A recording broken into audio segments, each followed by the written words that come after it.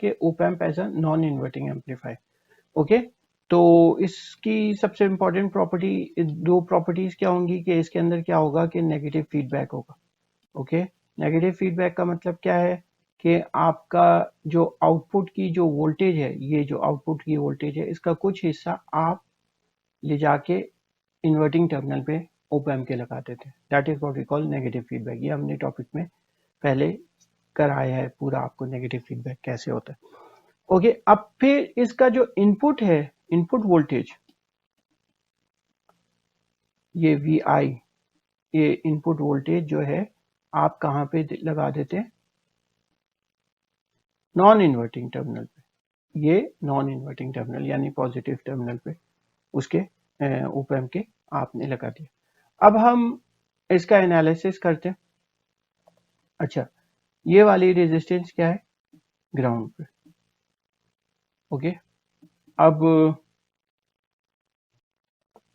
ये वो ही इम्पोर्टेंट बात जो हमने पहले भी बताई थी कि, और बार बार बताते हैं कि ये माइनस है, ये पॉजिटिव है, ये आपकी इनपुट वोल्टेज है और ये आपके पास आउटपुट वोल्टेज है। इसकी आउटपुट वोल्टेज किसके बराबर होते हैं, open loop gain into V in, okay, V I, और वी आई किसके बराबर हो जाता है, यहाँ पे वी माइनस, यहाँ पे V positive, A V positive minus V negative. तो अब वी आई क्या होता है, अप्रोक्सीमेटली इक्वल्स टू 0, बिकॉज क्यों, गेन इज टू हाई। और एम्प्लीफिकेशन,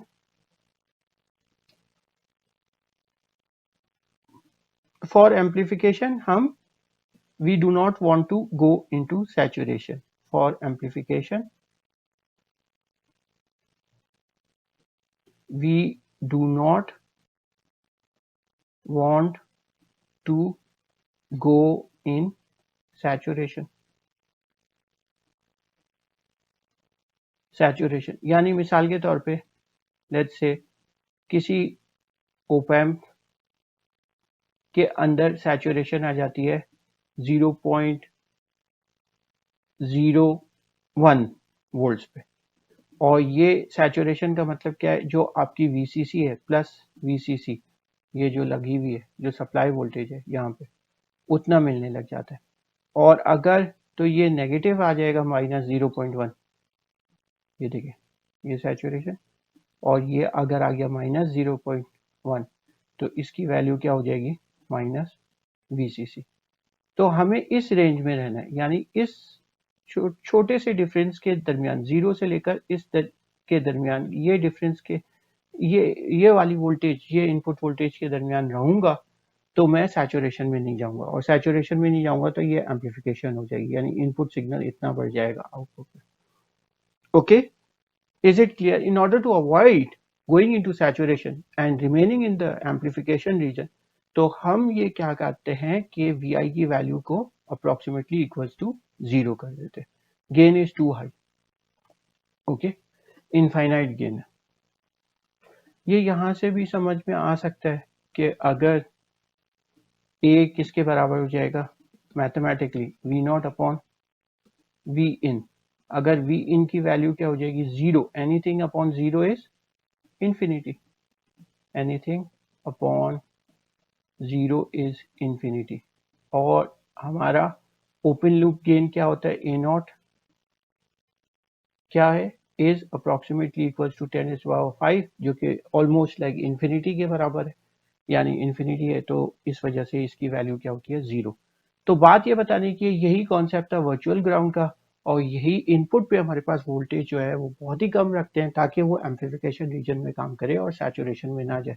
तो अगर हम ज्यादा बढ़ा देंगे फायदा कुछ नहीं होगा, वो सैचुरेशन में चला जाएगा, एम्प्लीफिकेशन जो आपकी वोल्टेज है वो आपको 6 वोल्ट्स मिलने लग जाएगी, 6 वोल्ट्स मिलने लग जाएगी, यानी VCC आपको by the factor of amplification नहीं मिलेगा बल्कि 6 वोल्ट्स मिलेगा।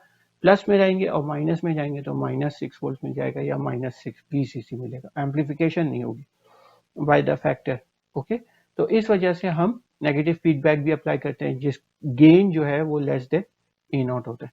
अब हम आते हैं इसकी तरफ, इसको हम यूज करते हैं कि V I is approximately equal to 0, तो V plus minus V negative is approximately equals to 0.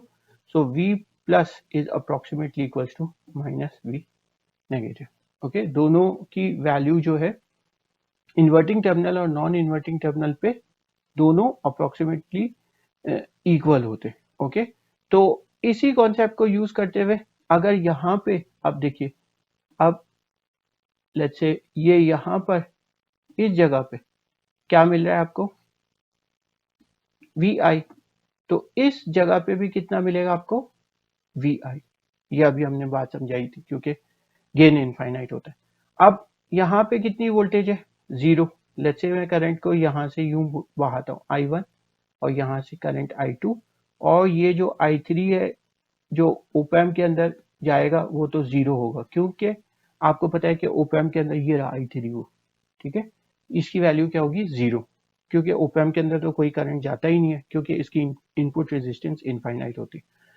तो अप्लाइंग, लेट्स से ये पॉइंट P है, applying KCL at point P, okay, तो उस वक्त क्या हो जाएगा, I1 किसके बराबर हो जाएगा, I2 के, sum of all the currents entering a node is equal to sum all the currents leaving the node. तो ये हो जाएगा 0 minus VI upon R1 is equals to VI minus V0 upon R2। अब इसको हम further solve करते हैं तो देखते हैं कि क्या आता है। R1 VI upon R2 is equal to minus V0 upon R2, okay.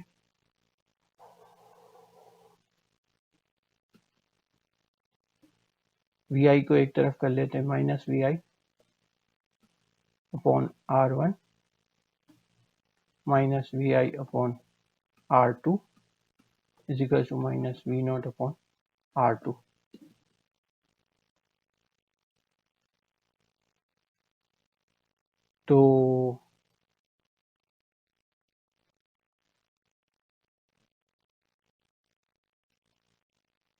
तो अब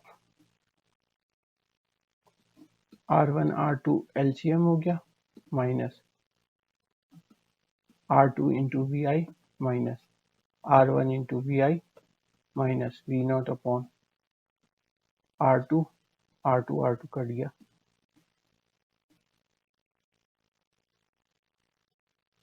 माइनस VI कॉमन ले लें, R1 plus R2 is equals to minus R1 into V0, minus minus काट दें तो V0 upon VI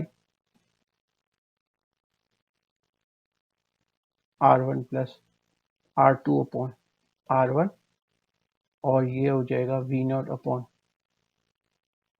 VI is equals to R1 upon R1 plus R2 upon R1, ये 1 हो गया तो V0 upon VI is equal to 1 plus R2 upon R1 और V0 upon VI क्या होता है आपके पास, गेन, और ये गेन इस वक्त क्या है, पॉजिटिव बता रहा है।